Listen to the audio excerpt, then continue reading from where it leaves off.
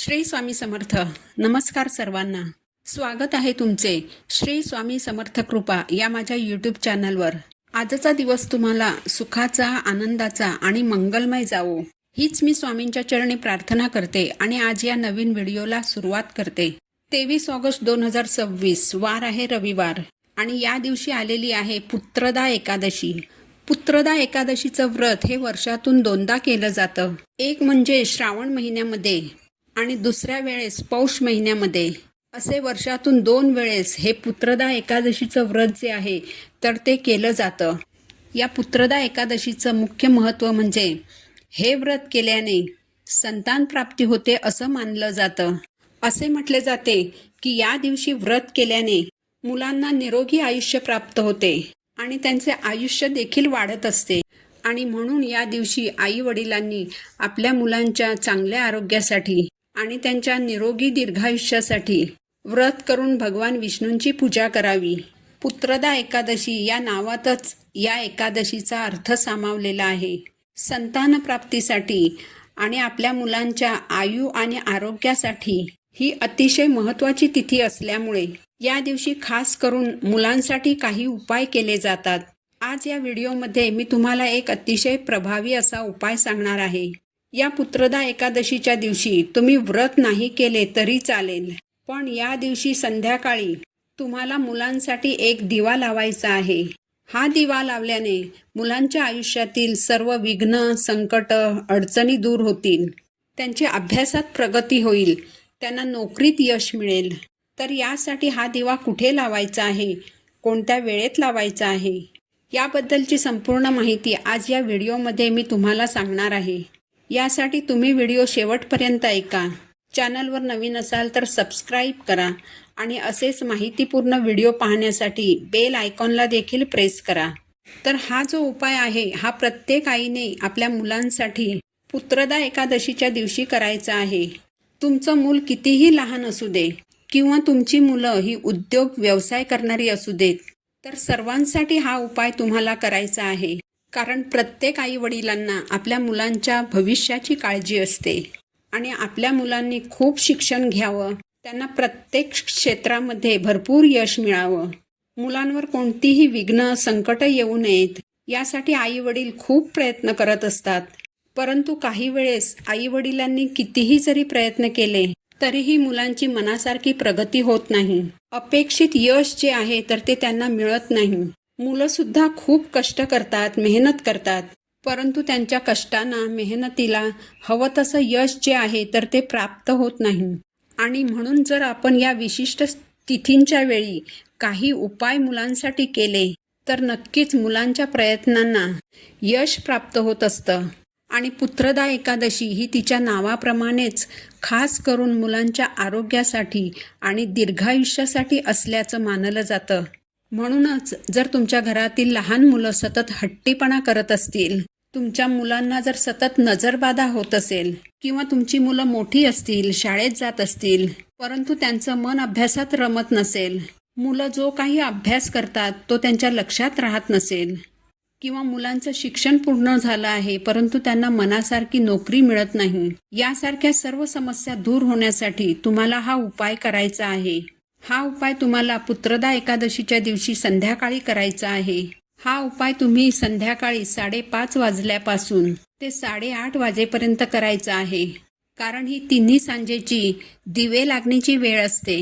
या वेळेत आपण देवघरात दिवा लावत असतो आणि याच वेळेत आपल्या घरामध्ये लक्ष्मी येत असते. या वेळेत वातावरणात सकारात्मक लहरी खूप जास्त प्रमाणात असतात.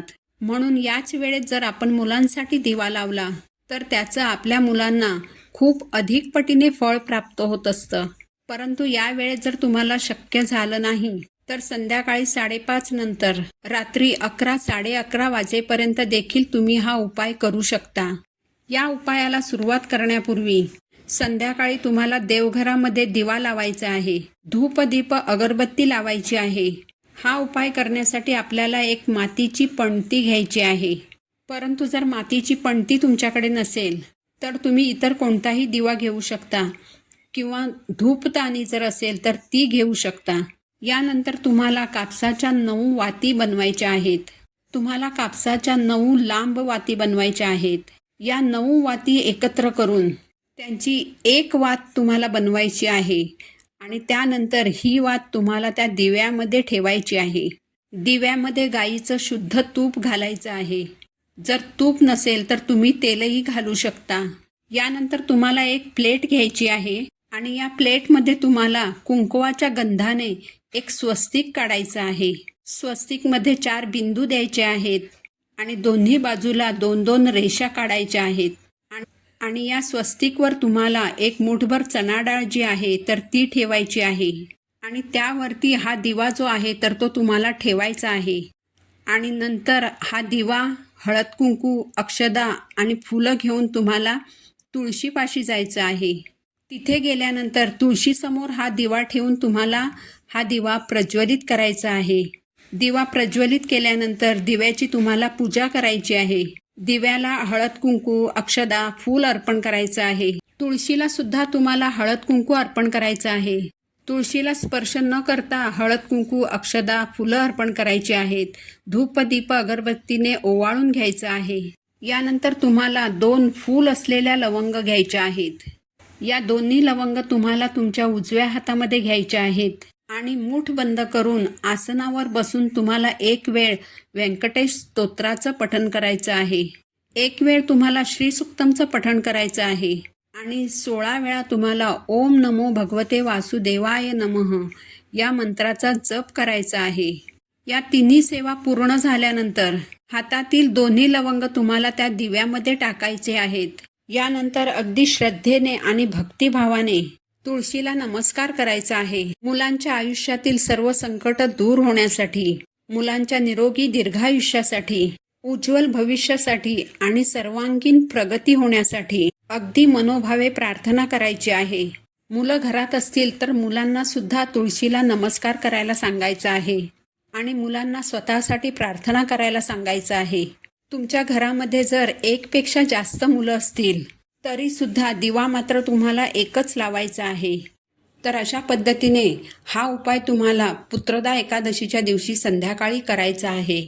याचबरोबर तुमच्या घराजवळ जर पिंपळाचं झाड असेल तर तिथे सुद्धा तुम्हाला या पुत्रदा एकादशीच्या दिवशी आवर्जून एक तुपाचा किंवा तेलाचा दिवा लावायचा आहे. कारण पिंपळ वृक्षामध्ये साक्षात भगवान विष्णू आणि देवी लक्ष्मी वास करत असते.